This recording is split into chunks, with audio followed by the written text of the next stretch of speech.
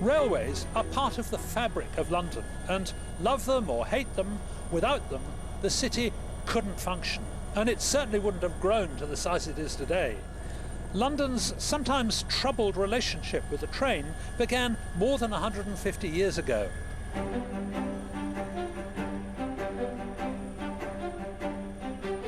I've come to the Kew Bridge Steam Museum to find out how the railways came to London. This lovely little loco was originally built to shift slate round a quarry in Wales, but she's just like all the locomotives that took coal from barges on the Thames up to boiler houses inland. And basically she's the younger sister of the big steam locomotives that brought trains into London from north, south, east and west, smashing down slums and causing new suburbs to be built. Now, Phil, how's she going? Not so bad, thank you very much. Good. Will she ride with me on board? Oh yeah, I think we can. Go on, let's go. Right. The world's first ever steam locomotive was built by the brilliant Cornish mining engineer Richard Trevithick in South Wales. This was 1804 and it pulled 10 tons of pig iron from the Penydarren Iron Works down to the bay at Abercynon. Now, tell me how Trevithick brought the steam loco to London. Well, obviously with 1804 and the Penydarren tramway worked so well, he decided that he would broaden his horizons and came up to London with his roundabout railway called Catch Me If You Can railway. So this was a sort of fairground ride? Fairground ride, charged a penny, but unfortunately it wasn't financially successful. Trevithick's circular railway at Euston Square ran for only 2 months. It had one major problem. The weight of the 8-ton engine kept cracking the rail. Trevithick broke all the rails? Yes, because of the heavy weight of the engine, they were using wood and iron rails. The engine was breaking the rails on the joint. Trevithick's rails were made of brittle cast iron, and it wasn't until George Stephenson came up with a wrought iron alternative that the railway age really arrived.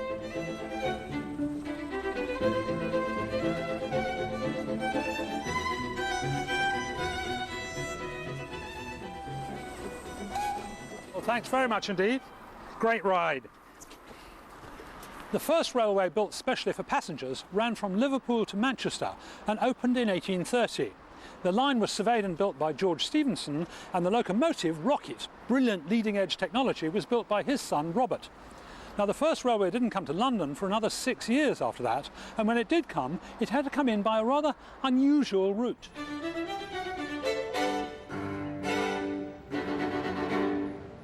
Now, building a railway line from the country into London obviously wasn't going to be easy, particularly when they had to come through built-up areas like this.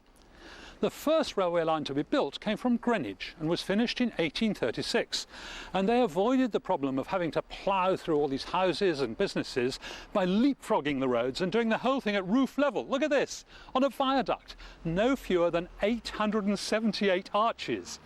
Now, there were some advantages to this. It meant they had to buy less land than if they'd done it at ground level. But there was a problem too, because the hundreds of navvies who built this thing used so many bricks every day that they caused a nationwide brick shortage. Isn't it wonderful? The venture was financially risky, and the company was obviously worried about losing money because they hedged their bets in every way they could think of. As well as the railway up there, they also built a footpath, and they charged pedestrians for the privilege of walking along beside the tracks. They even tried to sell off the arches themselves for housing, but it never did catch on. I guess it might have been a tad noisy living actually underneath a railway line.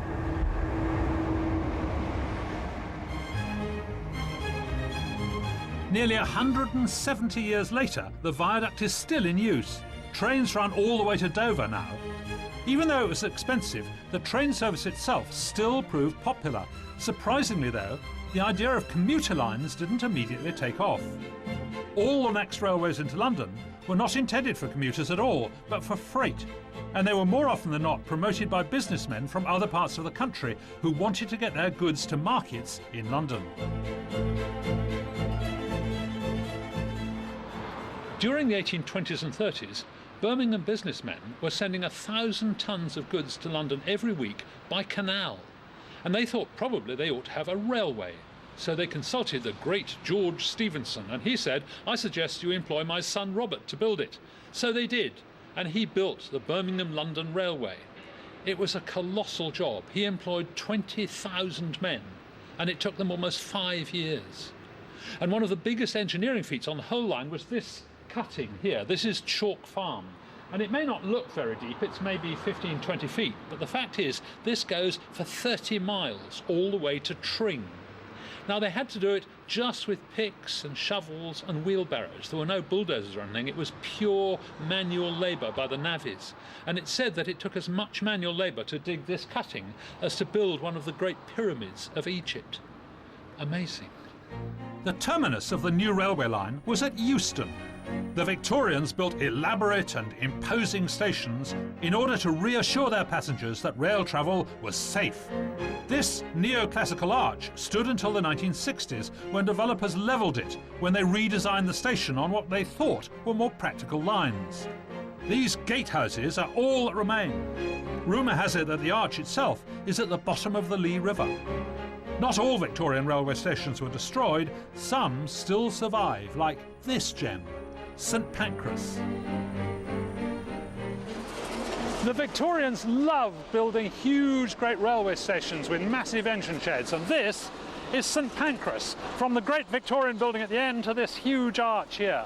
They really liked showing off. And now it's a building site because Eurostar is going to come here, and the Eurostar trains are 400 metres long, so they've had to extend it all the way to there, double the length of the engine sheds. It's going to be fantastic, and you'll be able to go direct from here to Paris in 2¼ hours. All I need is a ticket. To find out how this vast building site works, I've come to meet the contract manager, Ailey McAdam. Ailey, how many chaps have you got working here? About 850 at the moment. Wow. Who built this building in the first place? William Barlow, he was the designer and he also supervised the construction. Tremendous achievement. At its time, this was the largest single arch building in the world. Now, surely the roof's always been black corrugated iron, hasn't it? No, what you see there is a temporary cover. So what was there before? Ridge and furrow, which is like valley glass. trough, glass. And we're returning it back to its former glory, so to speak. You're putting in glass again? That's right. We have light streaming down into the shed, making this whole building feel completely different than it does at the moment. Well, I think that's absolutely fantastic. Can we go and have a look downstairs? Let's go. Right. So now we're down underneath the platforms, right? The trains are coming up there. That's right. And this is underground. Yes. And this is still Victorian. Yeah, this is what we call the undercroft, which was created because when Barlow was looking at building St Pancras Station, he decided to come in over the canal rather than under the canal. Our next door station, King's Cross, comes under the canal and the platform's there at a ground level. Right. Because he came in over the canal, he had to elevate the platforms at the first floor, creating this huge void underneath, which is a massive basement. Yes. Which he actually used it as beer storage. Yeah. Yeah, one of the big reasons for creating St Pancras was the Midlands at the time were booming, coal and beer, and he wanted to be the main outlet for the whole of London. So he Fabulous. used this area as storing beer. This would be full of barrels then? Full of barrels. An interesting fact is that the distance between these columns is exactly 3 beer barrel lengths. That was one of his design specifications. Wonderful. So these are original Victorian columns? They are. They're cast iron columns. They've been here for 150 years. Now look, I don't want to worry you in any way, but there does seem to be a hole here. Is that deliberate, or have you made a mistake? Part of our design is to cut a hole in the old train deck slab, and what that will do when light will stream down from the new roof that we're putting on. Right, so that's all going to be glass? That's all going to be glass. Stream down through the glass into this area here, and we're reusing this area to house passengers for the international departures, arrivals, passport control, customs, immigration. We're reusing this vast space. Let's go and have a look upstairs. And this is part of one of the arches holding up the roof, yes? That's right. It's enormously high. It is. Something that Barlow was very keen on. He wanted to make a big mark, a big statement. It's the main line coming into London, and this is their building. So he was very keen to make it higher than King's Cross. They did like big nuts and bolts, didn't they? They did, yeah. This is what we call a boot. Right. So this ties the arch, which we just talked about, into the cross tie. Okay. Which we saw from down below. Right. Which keeps the feet of the arch together. Right. And then in turn, connects down to the columns. Right. Right. To go down deep. Okay, so they're sitting on the columns in the earth. That's right. So tell me about what you actually sit on top of the pillars. Well, like over here we can see a bearing. So this is the top of one of those cast iron columns, yes? Cast iron column is underneath here. Right. And this is a bearing we put on top of every... Just this piece? That's it. So the whole of the deck is going to sit on these bearings, and then it will be able to move sideways. Oh, hey, I can move it. That's right. So the trains will move it inches, I would think. Well, centimetres in your world. That's right. So the concrete deck can move independently from the cast and mortar and structure. That's really cunning. Yeah. Anyway, you've only got another week or two on here, haven't you? Well, good luck. Thanks very much indeed. Thanks. There's also some redevelopment work going on round the front of the station, where the Victorians built that vital part of any railway development, a grand hotel.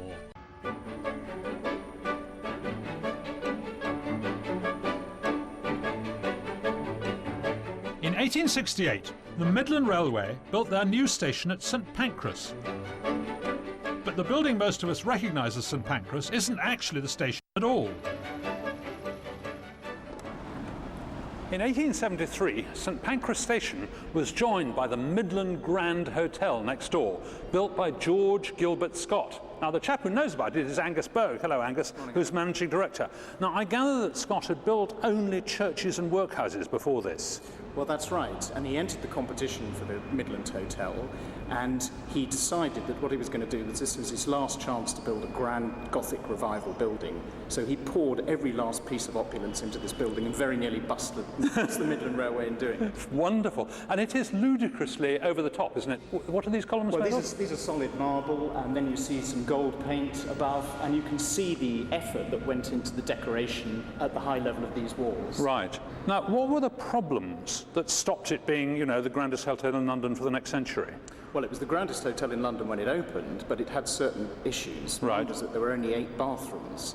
8 bathrooms? For 240 bedrooms. But that means you'd have to queue for an hour. Well, you have a bath brought to your room by your servants, and this was the other problem, is that social change meant that people didn't travel with their servants. Right. Now, what's the grandest thing in the whole building? Well, the grandest thing in the building is the grand stair, and I think we should go and have a look. Okay, after you. The grand staircase has more than 800 steps, and the best bit's at the top. So what were some of the other problems? There were no lifts, no running water in the rooms, no central heating, and no electricity. Yes, I guess that would be slightly difficult.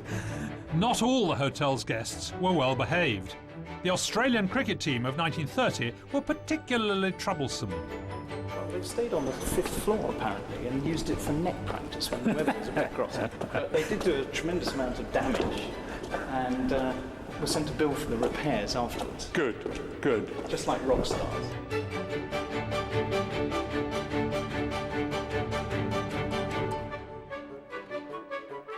So this is the top of the grand staircase, and I'm very careful not looking down. It's quite high enough to terrify me.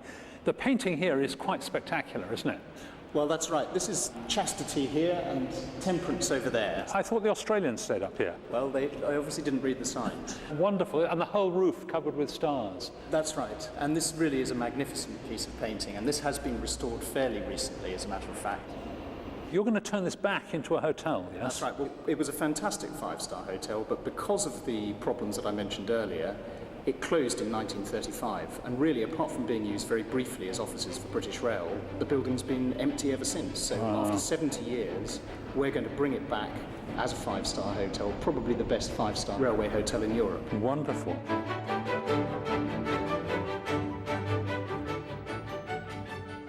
The Midland Railway Company really spent money on this building to make it such an opulent place. And I can't help wondering why. Well, one chap who knows is Roydon Stock. Now, this is a very elegant room, isn't it? Fabulous ceiling. Yes, a wonderful room, built as the boardroom for the Midland Railway. It overlooks their nearest rival, the Great Northern. And I like to imagine their General Manager, James Joseph Allport, standing up here with a big catapult, trying to smash the windows in. Yes. But it's funny because that's a really boring building, isn't it? There's no doubt about it. It's boring but functional, yes. Yes. Certainly functional. Whereas this building is beautiful but Certainly dysfunctional. exactly, Yes. yeah. Bit of a white elephant in its day. and as Scott said himself, almost too good for its own use. Now, you said they'd be taking out the windows with a catapult. Was there really a lot of rivalry between different companies? Yes, there was. After the Great Exhibition of 1851, the Midland Railway realised they needed to build their own line into London. So they really wanted to make an impression here. As well as building a station, they wanted to show off. And they wanted to bring in things from the Midlands. This was to be a showcase for the Midlands as well. The bricks on the outside are from Loughborough and Nottingham. The stonework is Ancaster, Ketton. The tiles on the roof were from Leicestershire, mainly. It's all from the Midlands. Amazing.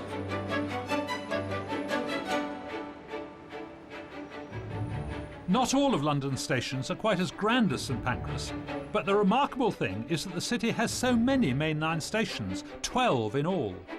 Landowners and Parliament tried to keep the railways out of the centre of the city, and so we have an arc of stations in North London from east to west, and the big three in the south. Only Charing Cross and Victoria are really in the centre. But all this led to terrible congestion on the roads between all these stations. A solution was desperately needed. I'm sitting here with Christian Woolmer, who's just written the definitive book about the London Underground. Christian, why did London need an underground? Well, if you imagine London in the mid-Victorian age, it was a very crowded place. The roads were complete chaos. There were carts, there were horses, carriages, probably something like Calcutta is today. And so they really had to kind of think, what can we do about this? How did they actually build the line? Well, the early underground railways were built by cut and cover. They basically dug up the streets, put a railway inside and covered it over again. And that was kind of a pretty crude way of doing it, but it was very effective. Cut and cover was a messy business. Every time a new line was dug, whole neighbourhoods were thrown into disarray. Underneath the roads was a mass of cables, pipes, sewers and all sorts of stuff, which they kept digging up. And then they left piles of dirt and tools all over the roads, and eventually people started to complain. The Metropolitan did make some attempt to compensate them, but only in rich areas. Poor people who were thrown out of slums got nothing when the slums were pulled down. Here in posh Bayswater, where they extended the Metropolitan line, they made an attempt to cover up the mess. And if you look here, there's a very elegant row of houses. If you come along this side, suddenly, look, all the windows are fake. They've been painted over. And if you look at the front door here, there's no handle. There's no letterbox.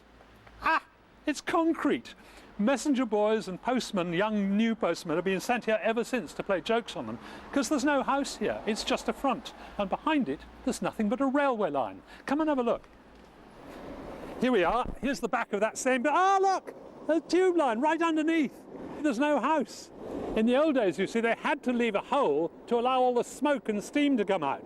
Now they don't need the hole, but there's just a gap between the houses held up by those great girders. It is wonderful. The advent of electric trains and new tunnelling techniques meant that deep-level tube lines were able to be built. This led to a massive expansion of the underground network in the late 19th and early 20th centuries. What influence did the underground have on the way that London was built? Wherever it went, if there were green fields there when it was built, within a few years, most of the green fields would be gone, because basically it stimulated the growth of housing. So in a way, the transport system was built before the houses were there. It created a London, as it were. Railways changed the face of London forever. Not only were new suburbs built, but old areas were knocked down and populations were uprooted. Here at the Acton Depot, I'm surrounded by ancient trains of every colour and vintage. But I wonder what effect the railways had on the people when they were first built. The head curator at the London Transport Museum is Oliver Green. Oliver, what were the consequences of the building of the railways for the people who lived there? Well, it would depend who you are, really. The railways were both destroyers and creators in many ways, because they came to London and just knocked through great neighbourhoods of London, usually the poorer neighbourhoods. And obviously for the people there, it meant they lost their homes, they had to move somewhere else, there was no compensation for them.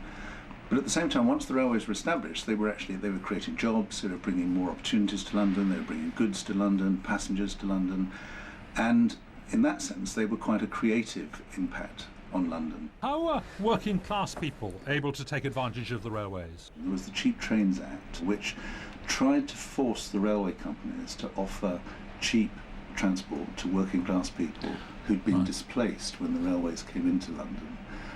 And the hope was that these people would be able to move out to Edmonton, Enfield, somewhere like that, and commute into work. Of course, in practice, it was never the same people, and those who were displaced probably they couldn't afford to move out, even at the cheap rates. And again, there is a sort of division between East and West here, because the Great Eastern Railway, who had extended into Liverpool Street from their original terminus at Bishopsgate, part of the price of doing that was they had to offer cheap fares. Oh, I see. Okay, right.